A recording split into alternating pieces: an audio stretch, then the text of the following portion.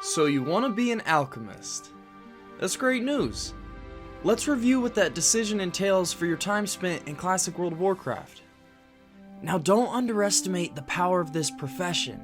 It's one of the most exciting and beneficial skills in the game in every aspect, such as the leveling process, raiding, don't get me started on PvP, and its ability to generate gold. Every single class in WoW benefits from this profession. As an alchemist, you'll be able to craft general potions, different types of oils, elixirs, flasks, and perform transmutations on in-game metals and elemental materials. Every potion requires a flask that can be bought off of general supply vendors. Normally, you can craft potions wherever you are in the world as long as you've got a flask and the herbs to do it. It isn't until you start crafting powerful in-game flasks will you need to be standing in front of an alchemy table, which are only found inside Scholomance and Blackwing Lair. Oils that an alchemist can craft range from being regents for a variety of recipes, as well as oils that can be applied to your weapon that can cast shadow bolts and frost bolts at the enemy. Potions available range from your standard health and mana pots, to invisibility and water breathing potions, to insanely overpowered FAPs. And welcome to Vanilla, boys. There's no such thing as battle or guardian elixirs. This means that a multitude of elixirs can be stacked onto each other at a time. I'm talking spell damage, intellect, defense buffs, health regeneration buffs, and a few more all at once. The combinations and possibilities are endless.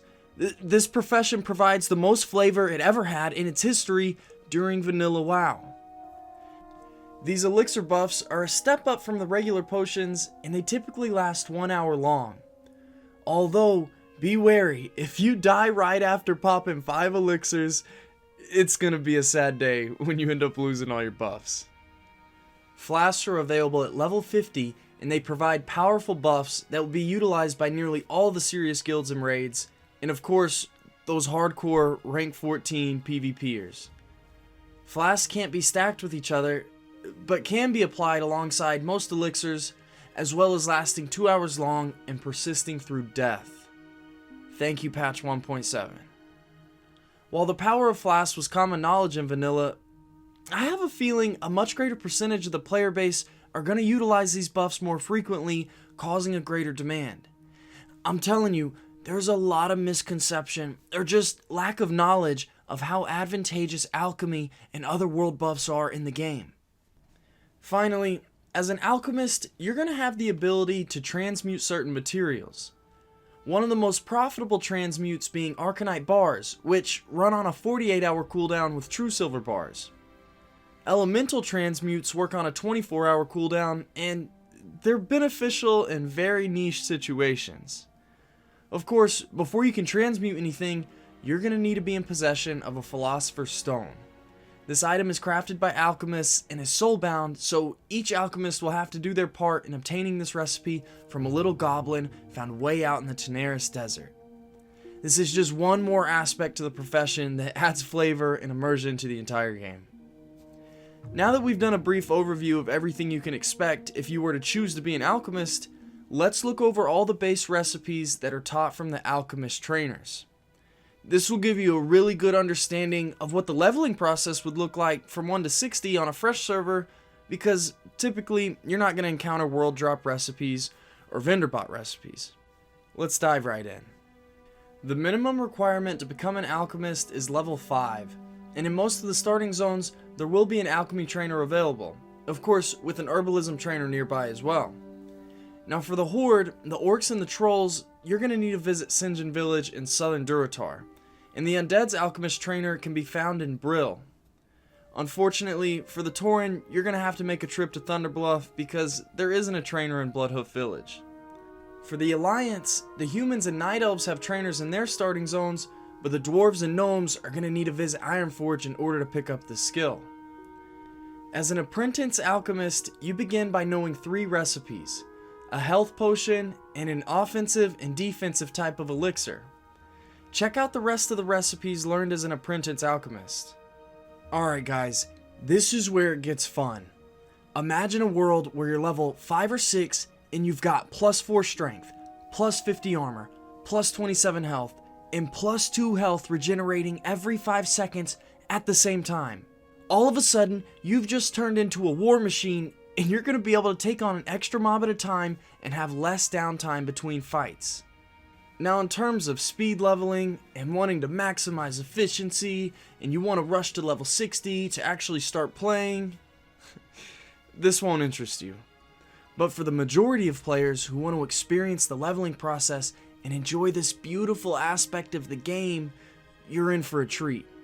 The cost to make these potions are pretty cheap, and as you level, you're going to come across enough herbs in the world to equip yourself with buffs and 1 or 2 health potions at all times. You may even have a few pots to spare for you and your buddy trying to take down Hogger at, say, level 8 or something. I mean, seriously, leveling with alchemy will change your entire playstyle and how you interact with the world. Becoming a journeyman alchemist introduces you to oils, water breathing and swimming potions, your first intellect potion, and more powerful health and mana pots.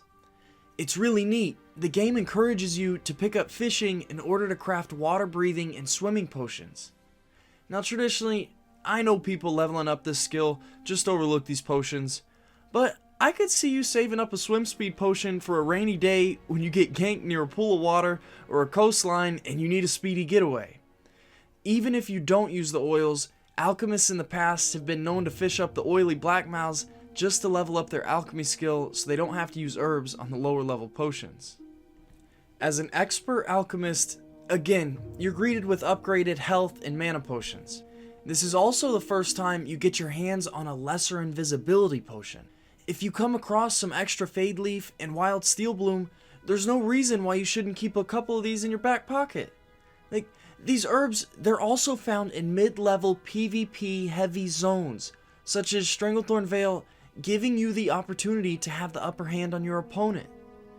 As an expert, we get our first agility potion as well, granting plus 15 agility for an hour long. That could be the difference between a mirror matchup with another rogue or feral druid. Lastly, we've got a fun item, Oil of Immolation.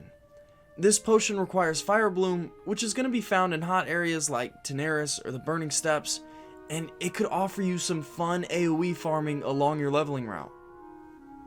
To become an Artisan Alchemist, you're going to need to travel out in the world and find the Master Alchemy trainers to teach you your last 75 skill points.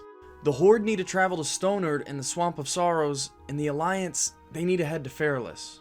This is where you're going to learn your last set of recipes trained from the basic alchemy trainers.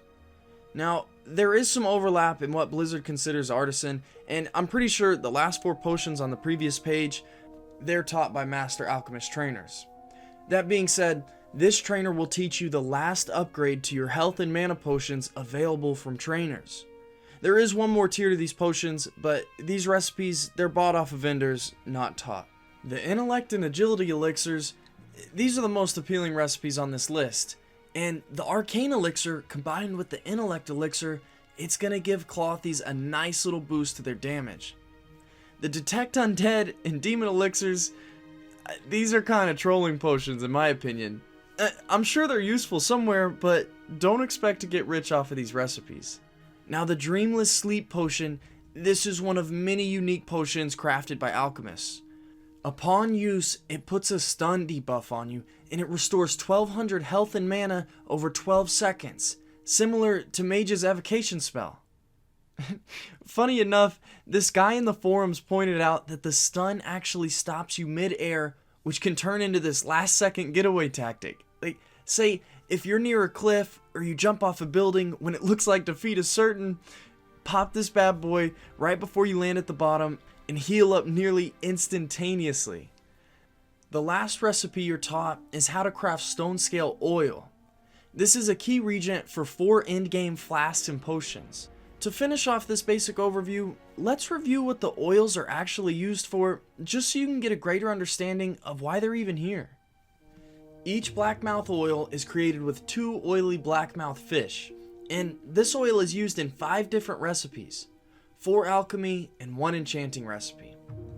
Now the water walking, water breathing, and swim speed potions are pretty cool looking from the surface, but where the real treasure lies is in that fat potion that we referenced earlier. Fat, boys. That's the name of the game. Don't be fooled by its low level requirement of 20. This potion will be and should be used by many more PvP players than it already is. This is just one of many overpowered benefits of being an alchemist. Trust me, we'll discuss these kinds of potions in the next few guides. Each fire oil is crafted with 2 firefin snappers and is the regent for 7 different items. I'll be honest, this oil seems like it's going to be more useful for leveling alchemy rather than actually utilizing it. I mean, I guess fire mages may have some fun with these elixirs, but yeah, let's move on to stone scale oil. Here we go. Stone scale oil is used in 4 different recipes. It creates 2 different armor potions and an expensive ice block potion and the King Daddy Flask of the Titans. This flask is definitely going to be used by literally everyone. Anyone who's looking for an edge on the competition or a little extra help on Tuesday night raid night. Another little bonus to this flask is that 2 of them are required in each crafting of Titanic leggings. I mean, obviously, a majority of the time, you're going to be shelling these flasks out to PvPers and raiders, but this is one more reason why your crafting of stone scale oil is needed. I hope this introduction to alchemy was helpful. Trust me, we're going to go a lot more in depth in the following videos. This profession has so much to cover, we've got to take it one step at a time.